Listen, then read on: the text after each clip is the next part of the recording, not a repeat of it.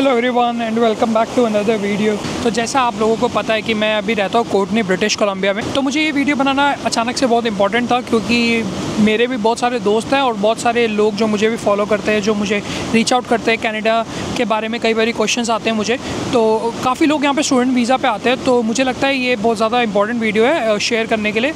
Actually मेरा of day था और मैं यहाँ पर आया हुआ था निम फॉल्स में, जैसा कि आप लोगों ने देखा होगा, पर मैं एक बार फिर दिखा देता हूँ आप लोगों को।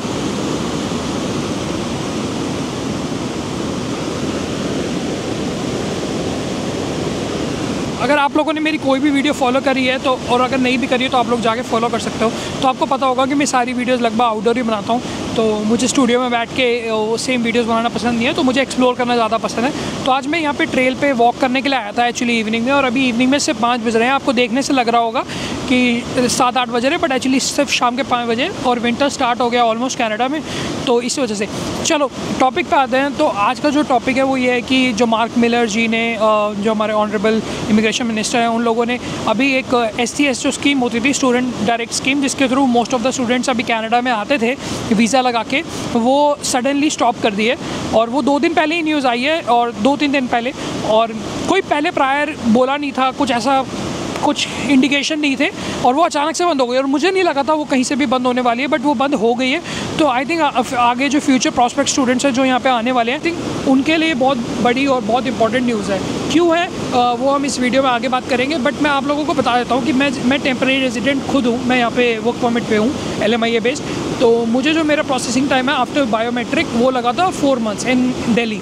मैंने दिल्ली से अप्लाई किया था, even though I was in US, but मैं US से दिल्ली आया था बिकॉज मेरा वीज़ा US का ऑलमोस्ट एक्सपायर हो गया था। तो मुझे इतना टाइम नहीं था कि मैं प्रोसेसिंग वहाँ पे कर पाऊँ।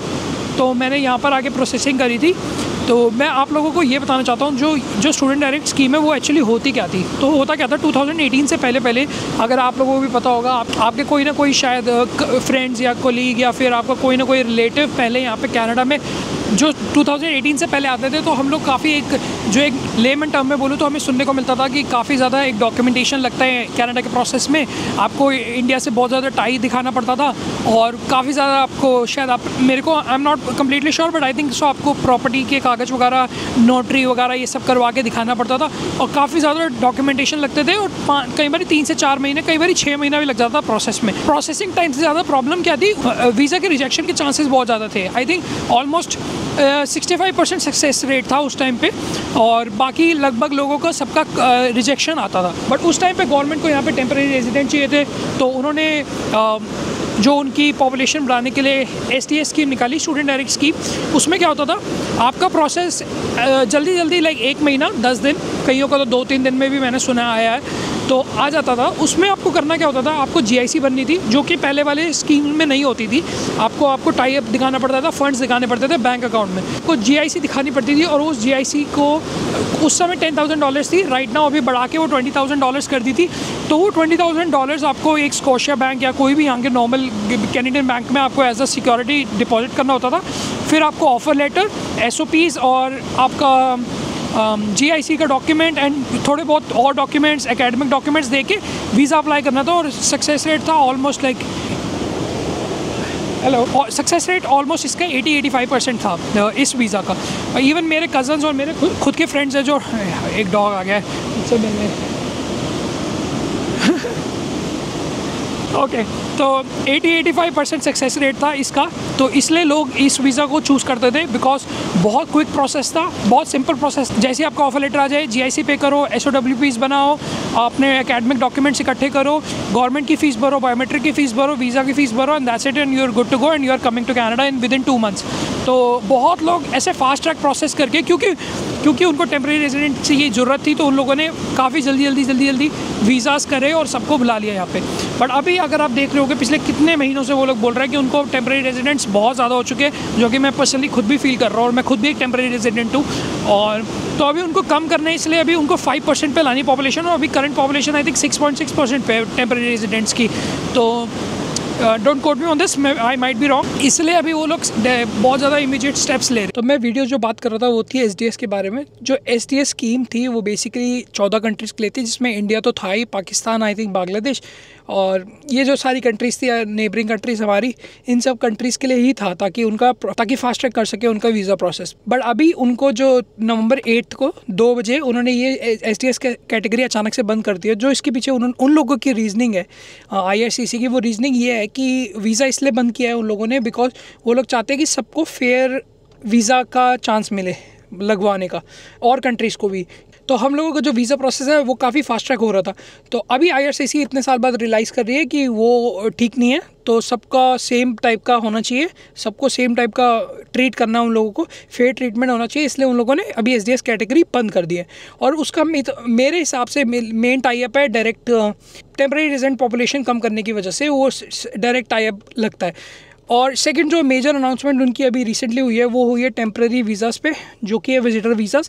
तो विजिटर वीज़ाज़ उन्होंने जो कह रहे हैं बंद कर दिया है, एग्जैक्टली बंद नहीं किए, बट जो मल्टीपल एंट्री वीज़ा होता था, जो आप डायरेक्टली अप्लाई करते थे विजिटर वीज़ा के लिए, किसी भी रीज़न से आप कनाडा विजिट कर रहे हो, चाहे वो आपका बिजनेस हो, चाहे आपका पर्सनल रीजन हो, चाहे आप किसी फैमिली को विजिट कर रहे हो, तो आपको सीधा मल्टीपल वीज़ा मिलता था 10 साल का, बट वो अभी बंद कर दिया उन लोगों ने। तो अभी क्या होगा कि अगर आप वीज़ा अप्लाई करते हो तो आपके पास ऑप्शन है कि आपको पहले तो अपना टाई दिखाना पड़ेगा। इंडिया से टाई अप जो होगा वो सबसे ज़्यादा इंपॉर्टेंट होने वाला है कि आपका टाई अप कितना है इंडिया से, आप वापस जाओगे कि नहीं। क्योंकि बहुत लोगों ने मल्टीपल एंट्री वीज़ाज़ अप्लाई किए, मल्टीपल एंट्री वीज़ा जैसे ही मिल गए, कनाडा आके उन्होंने कहा कि चलो एक बार पहुँच लेते हैं, फिर जुगाड़ देख लेंगे, और उन्होंने यहाँ पर आके वर्क परमिट, स्टूडेंट परमिट, इन सब में कन्वर्ट कराया था। अगर अभी आपको पता होगा तो अभी उन्होंने बोला है कि स्टूडेंट परमिट्स भी इनसाइड कनाडा उन्होंने बंद कर दिए चेंज करने के लिए, बट आप स्टूडेंट परमिट अभी भी चेंज कर सकते हो अगर आप फ्लैग पोलिंग करते हो तो। I think so, as far as मैंने लास्ट टाइम जो एक IRCC से बात करी थी, उन्होंने तो मुझे यही गाइडेंस दी थी, but I am not sure, मेरे को अपडेटेड इन्फॉर्मेशन नहीं है इस बारे में। बट हाँ, स्टूडेंट वीज़ाज़ अगर आप विजिटर वीज़ा पे हो तो अभी चेंज करना डिफिकल्ट हो गया। LMI उन लोगों ने ऑलरेडी बंद कर दिया, तो वो एक ऑप्शन बचा नहीं, और मल्टीपल एंट्री वीज़ाज़ भी बंद कर दिए। तो अब केस बाय केस जो होगा काउंसलर के ऊपर डिपेंड होगा कि वो आपको कितने साल का वीज़ा देता है।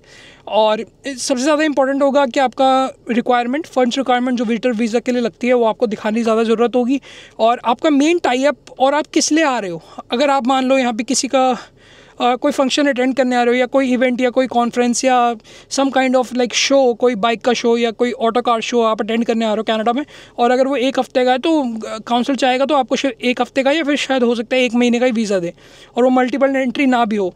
बट शायद अगर आप किसी फैमिली मेम्बर आपका कोई यहाँ पे रहता है और शायद आप उसकी हेल्प करने आ रहे हो किसी चीज़ के लिए, देन उन केसेस में चांस है कि शायद वो आपको मल्टीपल दे दे या 10 साल का भी दे दे। ऑल इन ऑल कंक्लूजन जो है इस वीडियो का वो यही है कि जो SDS कैटेगरी थी, स्टूडेंट डायरेक्ट स्कीम, जो कि स्टूडेंट्स के लिए थी ताकि आपका जो प्रोसेस है वो फास्ट ट्रैक हो जाता था, और जो चांसेस थे वो ज़्यादा थे, डॉक्यूमेंटेशन कम लगते थे, और बहुत ईजी था प्रोसेस। ठीक है, आपको बस GIC जो मेन आपकी गारंटेड वही होती थी, जो GIC आपको भरनी होती थी।